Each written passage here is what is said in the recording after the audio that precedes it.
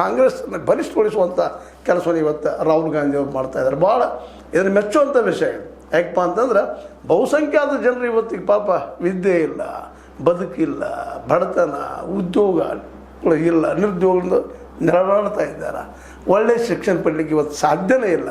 ಯಾಕೆಂತಂದರೆ ಒಬ್ಬ ಬಡವನ ಮಗ, ಒಬ್ಬ ಕೂಲಿಕಾರರ ಮಗ, ಒಬ್ಬ ಹಿಂದುಳಿದವರ ಮಗ, ಅತ್ಯಂತ ದಲಿತ ಮಕ್ಕಳು ಸಹಿತ ಇವತ್ತು ಈ ಕಾರ್ಪೊರೇಟ್ ಕಾಂಪಿಟೇಷನ್ದಲ್ಲೇ ಇವತ್ತಿನ ಪ್ರೊಫೆಷನಲ್ ಕೋರ್ಸ್ಗಳನ್ನು ಪಾಸ್ ಆಗೋ ಸ್ಥಿತಿಯೊಳಗಿಲ್ಲ. ಇವರ ನೋಡೋ ಸ್ಥಿತಿಯಲ್ಲಿ ಸಹಿತಿಲ್ಲ. ಇವತ್ತು MBBS ಆಗಿರ್ಬೋದು, MD ಆಗಿರ್ಬೋದು, MS ಆಗಿರ್ಬೋದು, ಅಥವಾ BE ಆಗಿರ್ಬೋದು, ME ಆಗಿರ್ಬೋದು, ಯಾವುದೇ ತಗೊಳ್ಳಿ ಅವುಗಳಲ್ಲಿ ಎಂಟ್ರಿ ಹಿಡಿದು ಅತ್ಯಂತ ಕಡು ಬಡವನ ಮಗನಿಗೆ ಸಾಧ್ಯನೇ ಇಲ್ಲ.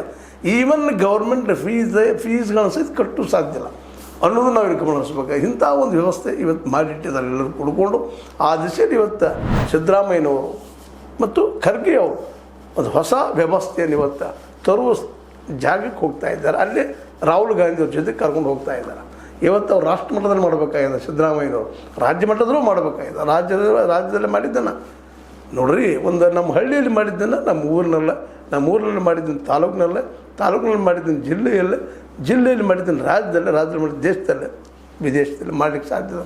ಒಂದೇ ರೀತಿಯ ವ್ಯವಸ್ಥೆ ಇರ್ತದೆ. ಅದು ಆ ವ್ಯವಸ್ಥೆ ಬದಲಾವಣೆ ತರುವಂಥ ಕೆಲಸವನ್ನು ಇವತ್ತು ಸಿದ್ದರಾಮಯ್ಯನವರು ರಾಹುಲ್ ಗಾಂಧಿ ಅವ್ರ ಕಡೆಯಿಂದ ಮಾಡಿಸ್ಬೇಕಾಗಿದೆ. ರಾಹುಲ್ ಗಾಂಧಿ ಆದರೂ ಸಹಿತ ಇವರಿಂದ ಈ ಕೆಲಸಗಳು ಮಾಡಿಸ್ಕೊಂಡ್ರೆ ನಿಶ್ಚಿತವಾಗಿ ಹೊಸ ವ್ಯವಸ್ಥೆ ಬರಲಿಕ್ಕೆ ಸಾಧ್ಯದ ಅಂತ. ಯಾಕಂದರೆ ಯಾರಿಗೆ ಅಧಿಕಾರದ ಬಗ್ಗೆ ಏನಿರ್ತದೆ, ಒಂದು ನಿರ್ಲಕ್ಷ್ಯ ಇರ್ತದೆ.